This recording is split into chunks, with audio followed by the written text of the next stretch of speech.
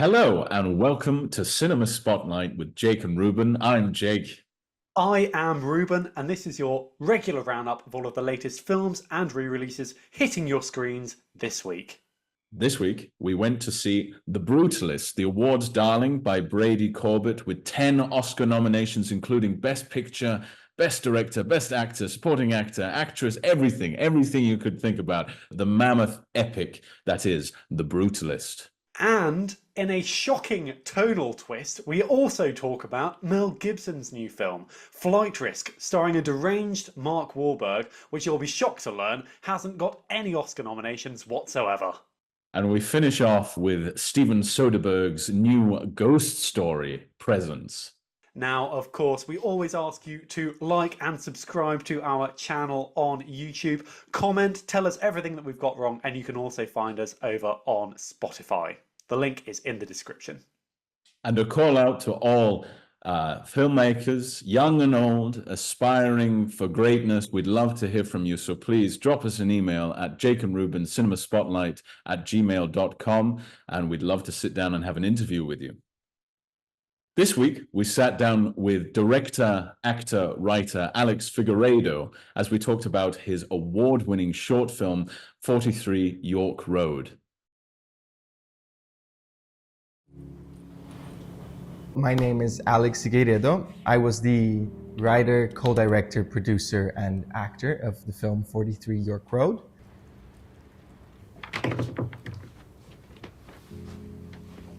Hi. In the context of the film, 43 York Road is the whorehouse, because the film is about a prostitute. So that's where he performs.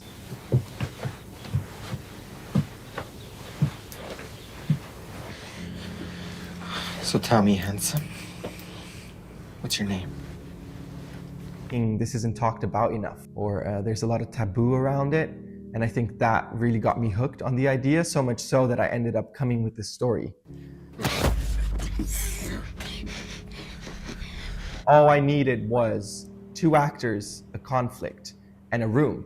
Oftentimes there's a lot of role playing and makeup and things like that, and you put on different personalities. And that I saw was the character's way of rejecting, denying his own self. They just kind of see and help one another without doing it consciously. I think they both kind of connect in that way. And to me, that's what the film is about, that connection. And if you want to check out the film, the link is in the description below. The first film we're talking about this week is the Oscar darling, The Brutalist by Brady Corbet. The story of displaced immigrant Laszlo Toth as he travels across to America to start his new life. However, he is faced with the brutal reality of the true American dream and the immigrant experience. Now, this film is, well, what can you say about it? I think a term epic, the real term epic, not just it being very good or very powerful, but it's so all-encompassing. I had a great luxury of watching this on an IMAX screen, and the sound and the visuals, I was enraptured with it. I really was. Now, Reuben, there is so much that has to be said, that can be said, that will be said about this film. It is 3.5 hours long, so it definitely has a lot of content to talk about, but it deals with such deep and sensitive and all-encompassing topics that, where to begin. And so you have the great luxury of beginning us off with your thoughts. So please tell us what you thought about this film. Yes, so you're absolutely right to mention the runtime, because I think that's where everyone's brain goes to first when they're talking about The Brutalist. The sort of the conversations that we're seeing on social media and actually just in the media in general are often very much about the fact that it's an extremely long film with a 15-minute intermission. And I have to say, to a certain extent, I was not looking forward to seeing this, because I thought, okay, a 3.5 hour long film about the Holocaust doesn't necessarily sound like a very fun time at the cinema. But I absolutely was blown away by this. It was similar, I would say, to the experience I had watching Oppenheimer, another unbelievably, and I would say fairly unrelentingly miserable film.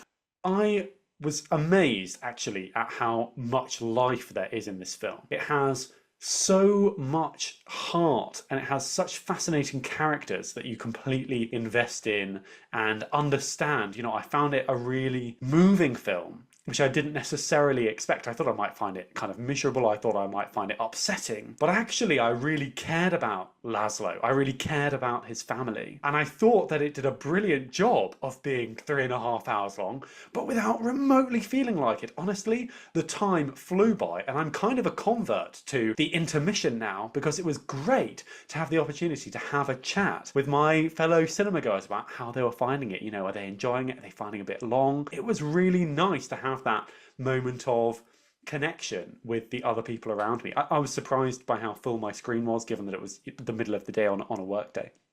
But I think that this is capturing the public imagination for a reason. And the reason is that it's an absolutely exceptional film. I thought thematically, it's absolutely mad that this is a piece of original art, because a bit like sometimes when you watch a film that's based on a brilliant book, you go, oh my goodness, like there are so many layers to this, there's so much complexity and nuance. But that's because it's been marinating as a book for 10 years, and then it's been taken to the screen, and all of this material and all of these topics have sort of developed in that time. And I just thought this was really, really profound. It has so much to say about living in diaspora, about the immigrant experience, about what it means to be American, what it means to be Jewish, the American dream. It's about art, it's about the purpose of art, because the character Laszlo Toth that Adrien Brody plays, through his architecture, through the buildings he creates, he sees himself as kind of influencing and shaping society. And I just couldn't really believe my eyes. I think it's pretty much flawless, honestly, and I don't say that lightly. It does a really, really, really remarkable job of telling a story which I think on paper perhaps looks a bit pretentious, a bit intimidating, but I found it completely the opposite of that. I was really swept up in the lives of these people. And I mean, listen, as you said, 10 Oscar nominations, and it's doing very, very well in the technical categories, and that's because it looks astonishing. It's one of the best looking films you'll see this year. It's one of the best scores you'll hear this year, and deservedly so. But honestly, I thought that it had such a beating heart. It had so much humanity within it, which, is contrasted with the kind of the horrors of war and trauma. I'm sort of gushing because I can't believe how good it was. I'm really looking forward to watching it again, because the second it ended, after 3.5 hours in the cinema, I wanted to just walk straight back in again and have another go, because it's really fantastic. It's such a rich text, and it somehow manages to be kind of really meta, and it's like commenting on the process of making a film. It's brilliant, brilliant, brilliant. Are we 3 weeks into January and already I've seen 3 of the best films of the year? I think we might be. Tell me, do you share my enthusiasm, Jake? Well, like you, I was intimidated by the runtime. 3.5 hours. I have filmmaker friends who say if it can't be told in 90 minutes, should it be told at all? Which to be honest, I think is a very valid point, that if you are ineffective at telling what you want to say in a restrictive time period, then can you really control something that's 3.5 hours? Because you need to keep people engaged for that long. You need to have a weight to a story that can really hold up that runtime. And I think this film fully earns it. Absolutely does. As I said, I got to watch on the big screen and with big speakers. And I think that for a music man and a film man myself, I thought the score it vibrated in my bones. And therefore, I was already hooked from the overture, because it has an overture and then part 1, part 2, intermission, part 2, and then an epilogue. It's structured very much like a grand epic opera. I think it's very operatic, and even in the performances, and to see them so in beautiful vista vision, which is a type of filmmaking that isn't used very often, but it just looked like the era. I had no problem with imagining these amazing actors who we've seen many times before as these parts. I thought Adrien Brody was exceptional. absolutely exceptional. And he dominated the screen, and his performance and his presentation of this character wasn't, because of course he's played a character like this before, where he famously won his previous Oscar in The Pianist, a sufferer of oppression by the Nazis, but this on a slightly different case of escaping and running away to America. But I don't think it was rehashing anything. I thought it was very fresh. Like the emotional core, as you said, the beating heart of the film runs through it. Even though the main character is incredibly flawed, the love he feels for his family. Not only is Adrien Brody giving a absolutely world-class performance, we have Felicity Jones as his wife Elizabeth, and Guy Pearce as Harrison Lee Van Buren Sr., I think his entire name is. And their performances, their reverence, they're very dominating. Like no part to play. They don't, all of them fill the screen with just their affectations and just how layered their performances really are, just how detailed. Adrien Brody and his character becomes the architect for Guy Pearce, and so therefore he's contracted to build a new almost monument in the name of the family, and very much a capitalist antagonist of the film, but is also very layered in his own complexities. It's not as clear cut as you think. He does verge on the side of real American evil in the face of immigration and immigrants who are coming in.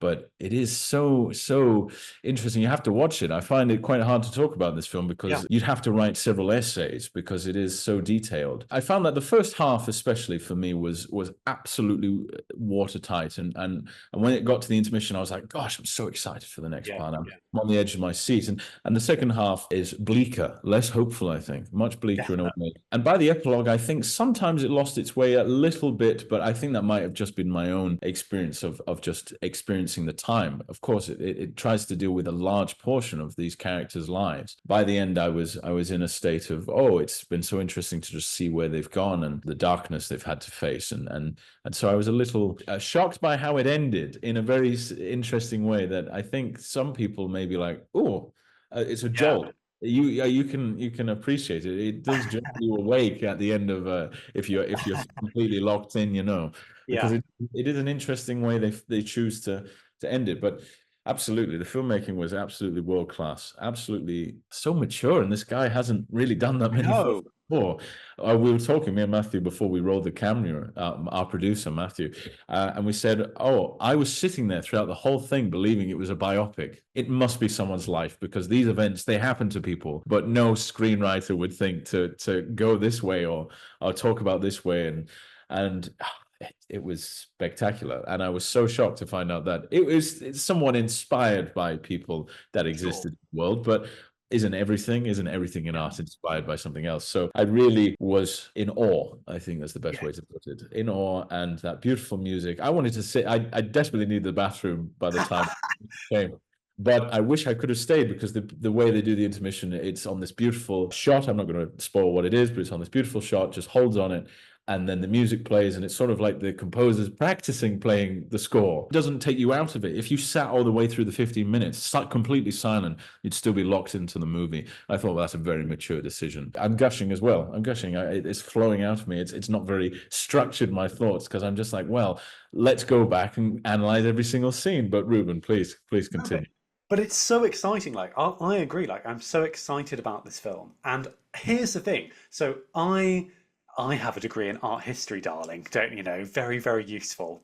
And so I was watching this film also being like, wow, they've done a really, really good job of making me believe that he could be a real artist. Because I knew he was a kind of an amalgamated figure, inspired by real historical people. But even I, towards the end of the film, I was being like, wow, well, are we sure? But I think that the success of this film in many ways rests on you believing in the story of Laszlo and his family. And so much of that is tied up in the art, it is tied up in the buildings. And you use the word monument to describe some of the work that he does, which I think is a very good word. The work that he does is a brilliant representation of what the modernist, the brutalist style was in this time period. He talks about the fact that he was educated at the Bauhaus school, where you have people like, Walter Gropius creating artworks, which, and this is kind of where Toth's approach to his work comes from.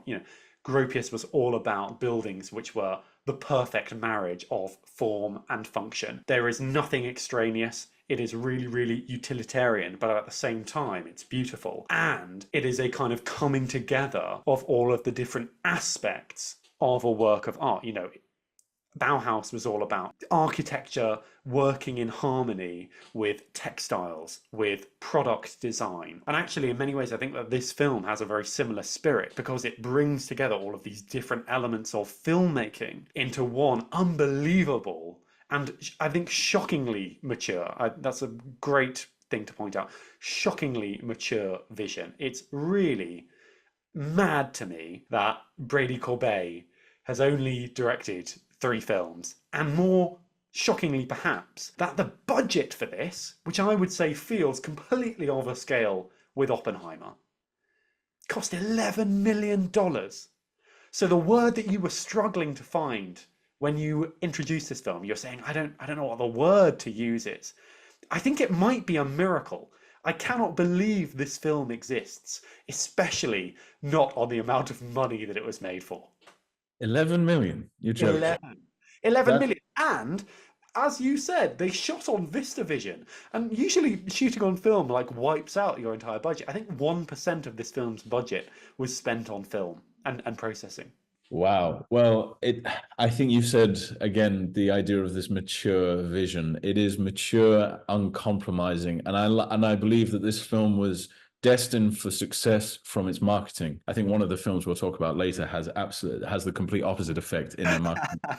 But this film was completely everything from this trailer. It had the beauty that the film had in it. It didn't reveal too much. I know there was about 2 or 3 trailers, the very first scrolling sort of credits across abstract images, but it locks you in. And I think that's very brave to sort of say, yes, we're going to use elements of the score in this. We're not going to tell you exactly what it's about. You're not going to hear it. But I was locked in. I was like, wow, this film looks interesting. What's this? And I believe that it was carried on. I think the director, he must have spent years perfecting this. Absolutely. It is a magnum opus so early in this director's career. 3 films, 3rd film. It's incredible. But I'm inspired. I believe it tells such a mature story in a political climate that requires those stories to be told. I just love the angle, the framing of everything was just brilliant. Just how close up in the face, how claustrophobic it felt. And then when you saw these monoliths, these sentinels of buildings, you know, they're so vacant and so empty. And there's a beautiful sequence that takes place in a marble quarry, and just the sort of appreciation of rock and raw material and the beauty of concrete, as you said, Reuben, the idea of these materials being beautiful, even though they look ghastly and gray. But then there's a great line where Adrien Brody talks about how it's not gray or brown, it's beautiful blue. It was able, as I often find the problem in music biopics, as I did with the Bob Dylan and Maria ones that I've seen recently for Cinema Spotlight, I find it's very difficult for a film to show us how an actual person appreciates the thing that they love. You know, music is a very hard one that people somehow, it's hard to explain it. So you have to show it visually, but you cheat by using the audio way, and the human brain is often influenced by music. However, this film did an absolutely bang-up job of being able to convinced me the beauty of architecture. You know, there's a great comment which is writing about music is like dancing about architecture, but this film is the dancing about architecture film. You have lots of beautiful movement, fluid movement. There is a lot of dance elements in the film that come in throughout, often used to demonstrate the emotion or the use of excessive drug use or something along those lines, as it is in many films. But it's just sort of the way how balletic the film is in its editing and its scoring, that you actually feel like, I adore these buildings. I understand it. I understand the beauty in stone and construction and art. I'm shocked. I wish some people would take note that this film can do it about something that many people do not have an interest in, and other people should really take note and figure out how to really represent the human condition and emotion when it comes to love and adoration. Yeah. And I think this is therefore, because of that, and because of, I think, the way that it is connecting to people emotionally, I just think that this absolutely is the film that Hollywood needs to look to. Like, this is surely going to be, you know, top 3 films of the year because it is extraordinary, but it's made on a tiny budget and it is so creative. And in the era where we're so used to seeing $200 million spent on a bit of rubbish, this is so exciting, and I think this is the direction that Hollywood is going to go in because the economic model that it's been relying on for the last decade has failed and has to change. So I'm so excited about The Brutalist. I'm so excited to see what Corbet does next, because what a mind. And I wish this film all the best with its 10 Oscar nominations, because it deserves them. It's going to win. Locking it in now, it's going to win many. It will sweep, I think. There might be a few upsets, but I think it will sweep.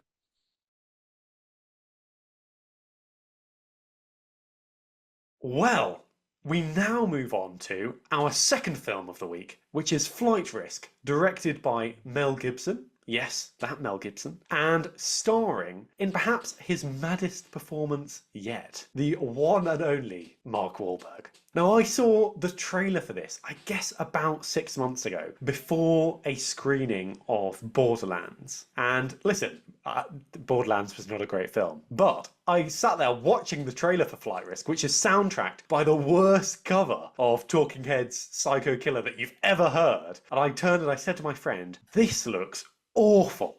And then the name Mel Gibson came up. So we praised the trailer for The Brutalist. I'm going to immediately say the trailer for Flight Risk is awful. But Jake, tell me about the film itself. Is it a million times better than the trailer would suggest?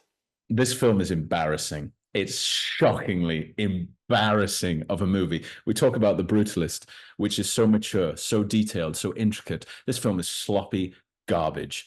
Absolute mess. When I walked out of the cinema, I turned to the poor cinema attendees there in Odeon in Richmond, and I said to them, if you guys get free tickets to see anything, don't watch that. Don't watch that mess. And I think that they laughed, because it's absolute abysmal piece of filmmaking. It's lazy, it's cheap, it's terribly performed.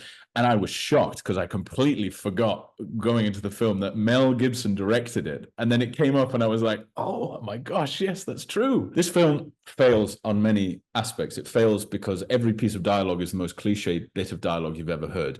It fails on the laws of physics. You cannot for one moment believe that anything in this film happens or is able to happen due to us living on this planet Earth. The plane goes into free fall in an early scene in the film when Mark Wahlberg is first revealed, as is revealed in the trailer, that he is a secret assassin.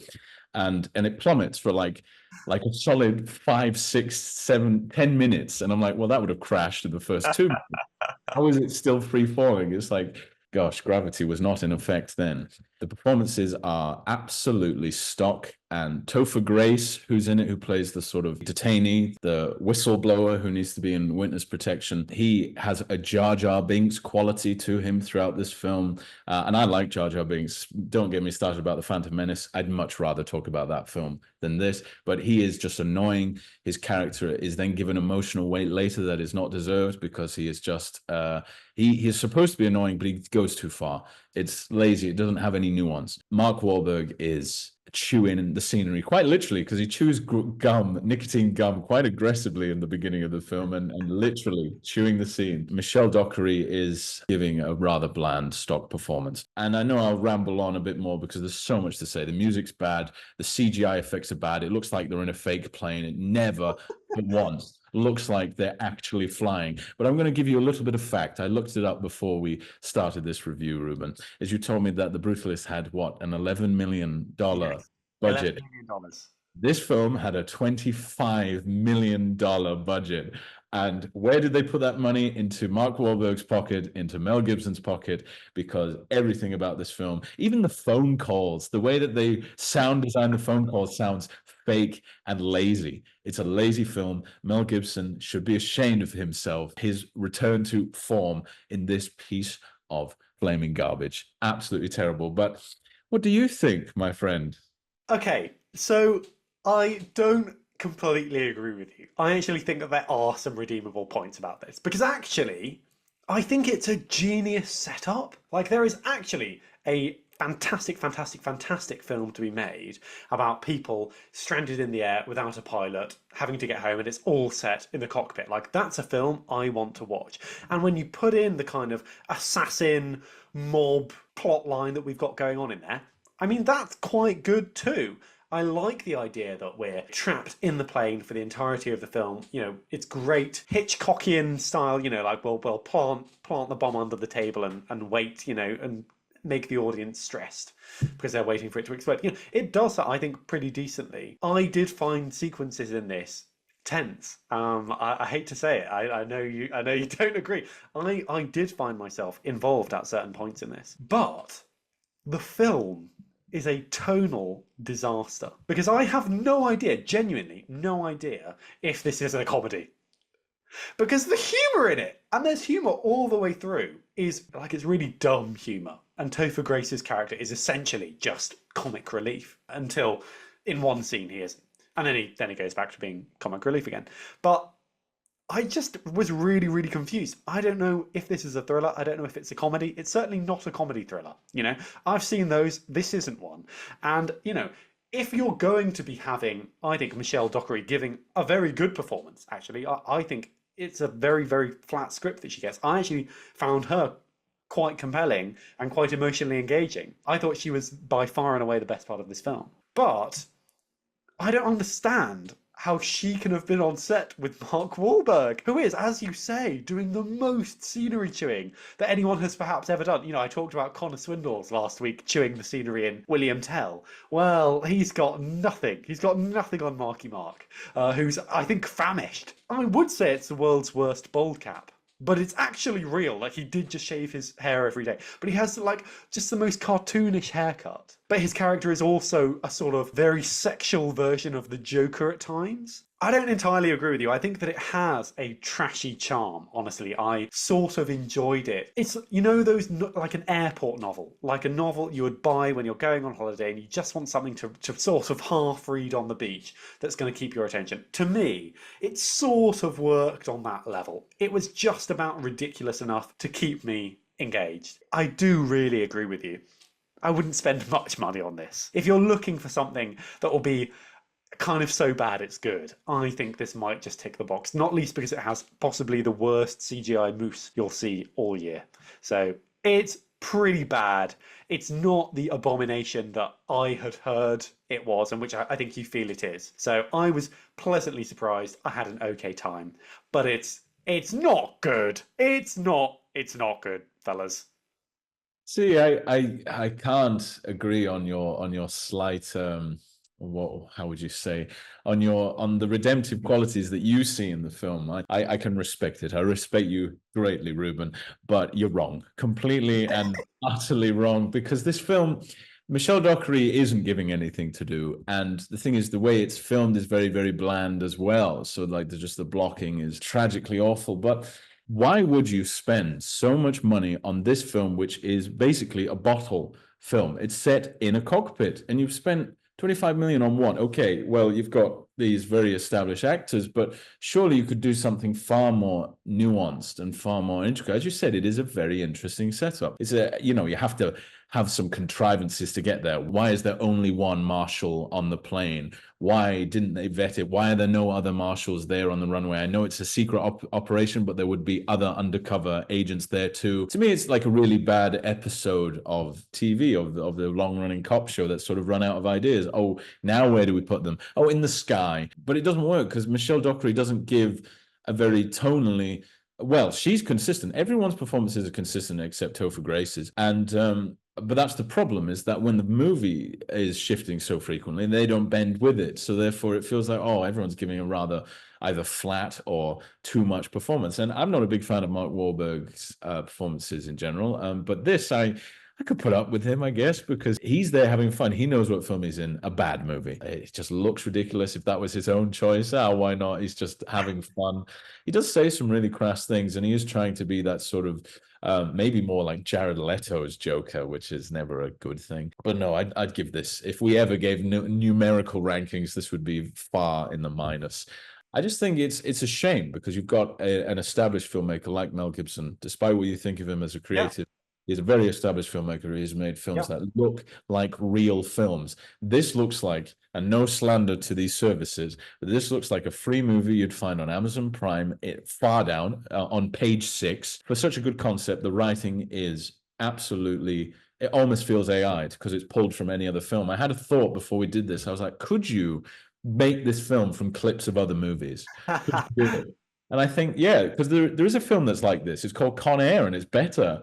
And it's way better, far more interesting. And there's lots of chewing scenery performances, but they're more interesting, more engaging.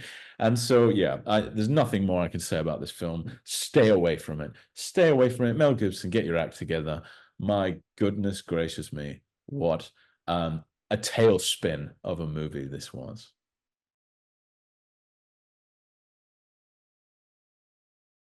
The final film we will be talking about this week is Steven Soderbergh's Presence, a unique and fresh take on a ghost story, a haunted house story, some might say as well, starring Lucy Liu and a few others I've never heard of. This film was very interesting. I have a lot to say about it, but I'm going to keep stum because my producer and my fellow co-host doesn't really know what my opinion of this film is. So I'm just going to pass it off to you, Reuben. Please tell me, this is a really interesting cinematic experience because it approaches things from a slightly different way. And I'd love to know your opinion of the film. So, this is the new film from Steven Soderbergh, and it tells the story of a family. It's a bit like Flight Risk in that it is all set in one location. They move into this house, and in this house there is a presence which is felt most keenly by their teenage daughter. And the whole film is shot from the perspective of the presence. Is it a ghost? Is it a sort of, a soul left behind? We shall see. But the film basically exists in the form of a series of very, very long handheld takes. The film is really fluid. We're constantly moving with the characters as they go from room to room, location to location. And there is just this constant sense of them being watched as they go about their lives. And when you look at this on paper, in many ways, it looks like a kind of, a teen drama almost. It's about this teenage girl kind of struggling with adolescence, with her parents, with her brother who's kind of a big deal in their school because he's a really good swimmer. And she's also enduring grief because two of her friends have recently died from drug-related deaths.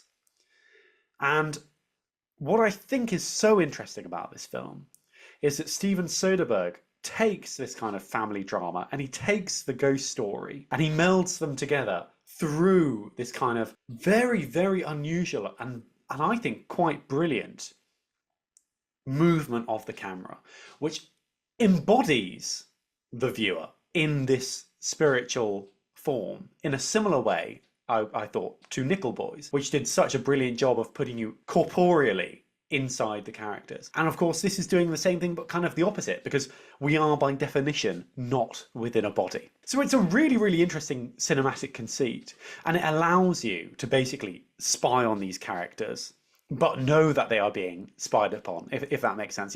In many ways, this film makes the case that every single movie is a ghost story because we are the presence in every film. The camera is the presence. Our gaze, the driving force of the story in many ways, is physically there. And I don't know if that's ever been done before. And that's what I love about Steven Soderbergh, because he is so committed to just doing really interesting things with cinema. I just love how interested he is in basically saying, you think you know what film is, you think you know what cinema is, here's something new, here's something different, I'm going to do something crazy, I'm going to invent new storytelling techniques. And I thought it was, as a piece of, technical art, really, really fascinating. And I do think that it gives you a kind of emotional insight that you would otherwise not have. I didn't find it distancing in any way. I didn't find it that distracting. I don't think that this would work if it wasn't a ghost story, therefore, because so much of it hinges on the idea that you are a ghost and your presence is being felt by the characters. I'm not so sure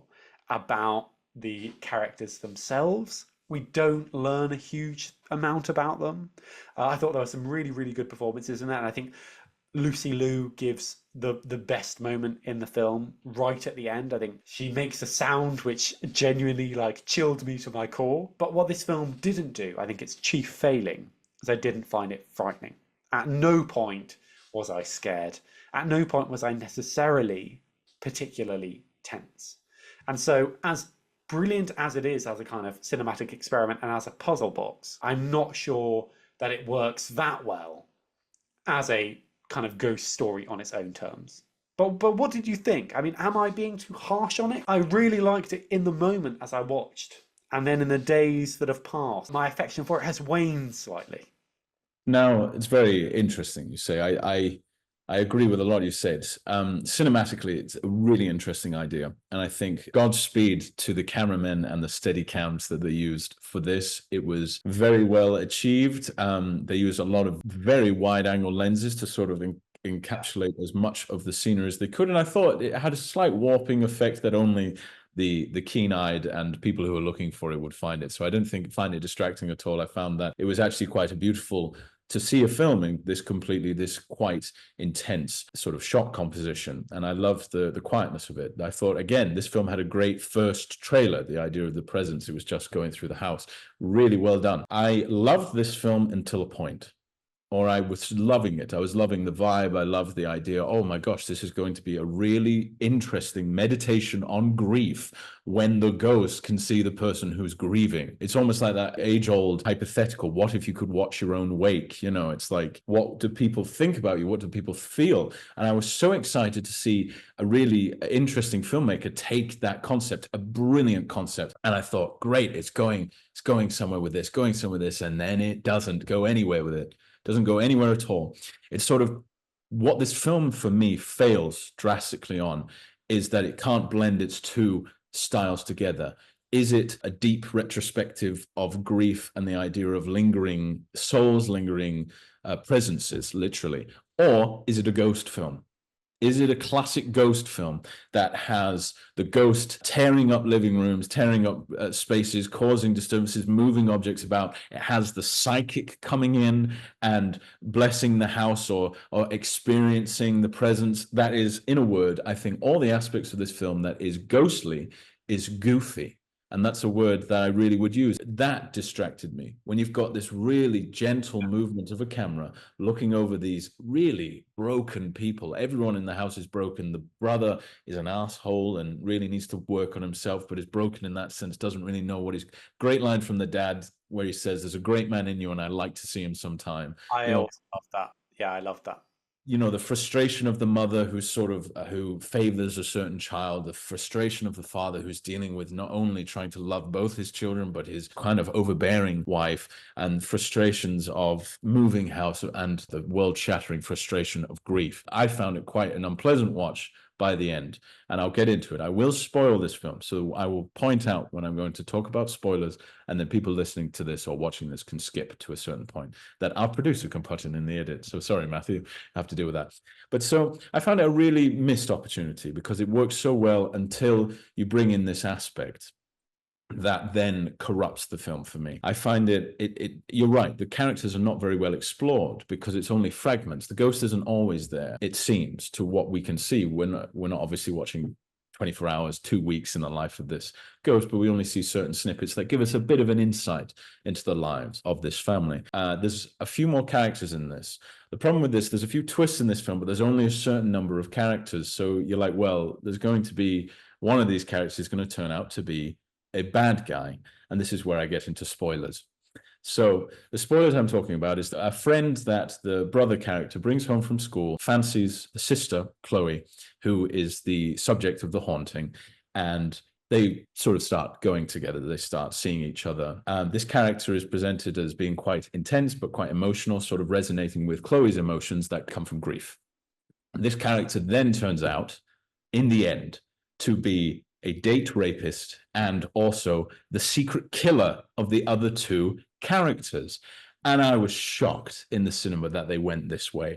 I was absolutely the only other character, not the one that's intense. So obviously, I thought, why even go that angle? Why even have them killed in the first place? It's far more interesting a ghost story if these characters did die of what they were expected to die of, drug overdoses. It's a meditation on the epidemic of drug use in underage people. But no, it turns the way that this jokerific performance, sort of completely out of place in a movie that's very subtle, very calm, on, you suddenly get this character trying to kill and attack the central female character, and then gives this long monologue, this villain monologue. It is a supervillain's monologue, delivered in a very intense performance. And this actor, I mean, there's places to go. This would work in a different movie, but it just feels really out of place and really sudden. We have ummings and ahhings of him being a person who drugs people and abuses them, uses them for his own nefarious needs. But this also brings me on to another major problem. I didn't like that aspect of it because I think it pushed it too far. It was it didn't fit in the idea of the film they made. It was like, we need the ghost to have a reason to have been here. We need their unfinished business. Another thing is the ghost, as a ghost, has inconsistent properties.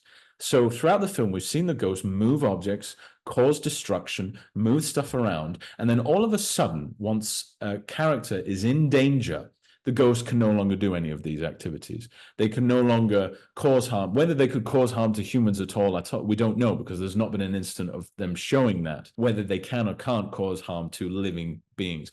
I don't see any reason why not, because they were able to destroy a whole bedroom.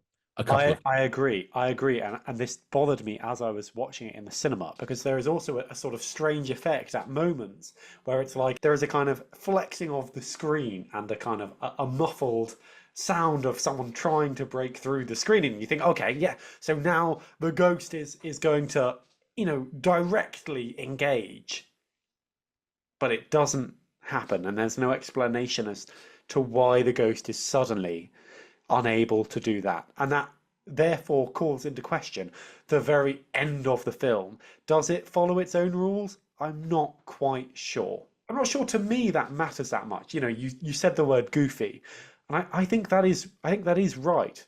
I think it is, at the end of the day, quite a silly film, but it is wearing a serious film's clothing.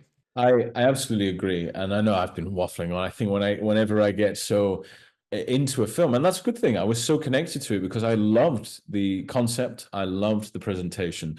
I just thought that because they were using these tropes of a classic ghost movie, the psychics, the moving of objects, the presence itself, people being able to feel something, but only certain characters, not all of them, the dismissive, it had all those tropes, but was also connected to, it was a bit like the Wolfman or the Invisible Man. It was an approach to a different kind of classic monster movie. But I thought that when it actually lent to the tropes, you need to understand what is the reality of, where do the parameters of your supernatural being live? Because when it does have aberrations that don't make sense, because it is supernatural, our suspension of disbelief drops.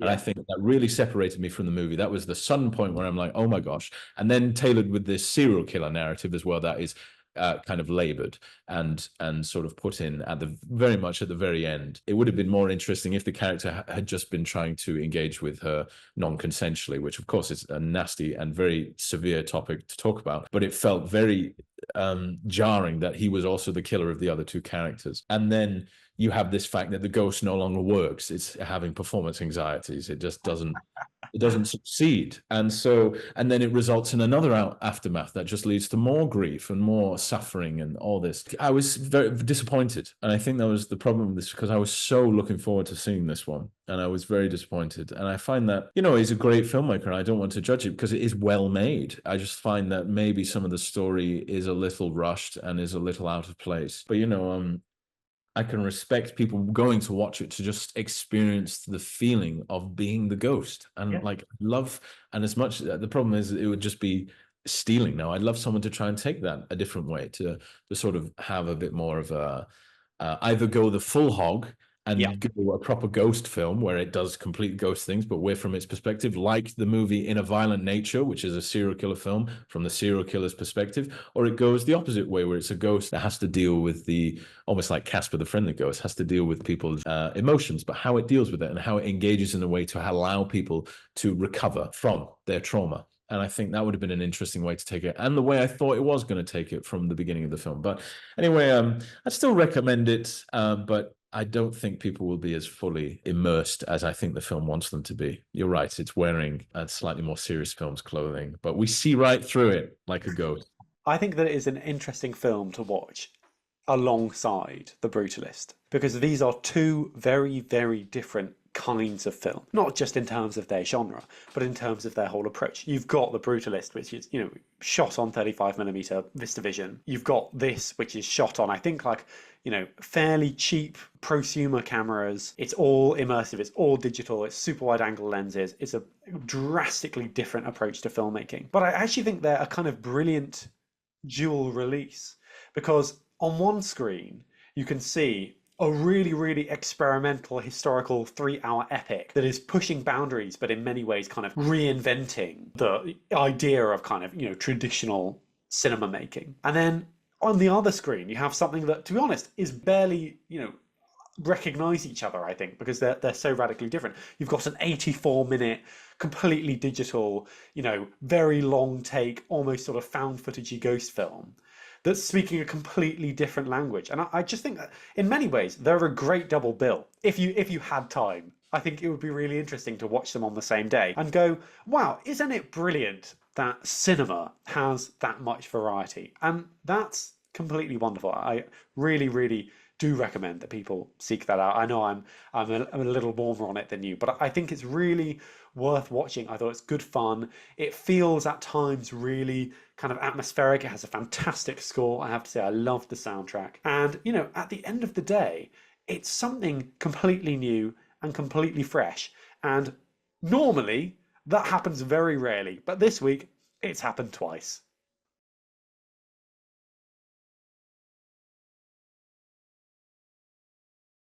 So, even though I don't think it's going to be much of a conversation, Reuben, what was your top pick of the week? Flight Risk. What an absolute masterpiece. I loved it. Good luck at the Oscars, because it's going to be hauling in the trophies.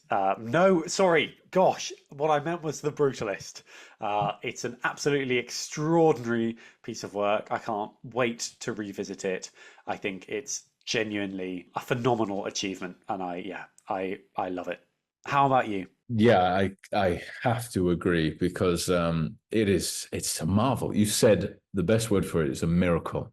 This is a miracle of filmmaking. And there's a great, I forget who it's attributed to, but the great quote is that film is a miracle a lot of the time, because it's so hard to make and so hard to make good. We often talk quite negatively about films, especially myself, it seems. But I've made good films, hopefully, and I've made very bad ones, but it's just it's amazing to have just the success of completion. And this film transcends even that idea. Every aspect of it is marvelous, and please go see it. Yes, it's 3.5 hours. Yes, there's an intermission. Yes, it's slightly different, but you are seeing cinematic opera. Yeah. And you just got to knuckle in and you'll enjoy it. It's great. Well, thank you so much for joining us again for another week of Cinema Spotlight. It has been absolutely lovely as ever to chat to you, Jake, and a delight to share all of our thoughts with our many, many listeners. Next week, we will be looking at Saturday Night Companion, Hard Truths, and the 25th anniversary of Crouching Tiger, Hidden Dragon. I'm looking forward to it already. See you then, Jake. See you then, Reuben, and thank you all again.